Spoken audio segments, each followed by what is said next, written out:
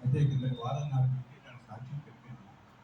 వారం రోజులు రమ్మని చెప్పారు స్కాన్ నేను 30 తారీఖు ఎవరు స్టోరీ తప్పింది.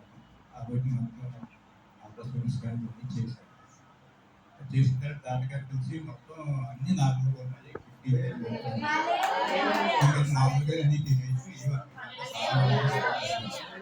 అయితే ఇంకో టెస్ట్ ఉన్నది, అది చేసుకోవాలి. అది కాకినాడలో ఒకటోలో ఉండాలి, ల్యాబ్లో ఉండాలి, అది చేయించుకోవాలి. అది కానీ నార్మల్గా వచ్చేదైతే పర్వాలేదు, లేకపోతే హైదరాబాద్ చేసుకోవాలి. అలాగే నిన్న రోజు వెళ్ళాము మేము. అయితే ఆ టెస్ట్ కూడా చేయించుకున్నాం. అది కూడా నేను డాక్టర్గా పెట్టుకొని చూపించాము. అది చూసిన తర్వాత మొత్తం నార్మల్గా ఉంది అని చెప్పాను అన్నమాట. అదేవిధంగా తర్వాత టెస్ట్ హాస్పిటల్లో కిడ్నీ డాక్టర్ కూడా చూపించాను. ఆయన కూడా 3 టెస్టులు రాశారు. 3 టెస్టులు మార్నింగ్ వచ్చి ఇలా వచ్చాము. టెస్ట్లో రిపోర్ట్ తీసుకొచ్చాము. ఆ రిపోర్ట్ కూడా అన్ని నార్మల్గా ఉన్నాయి. ఏముందా మంచి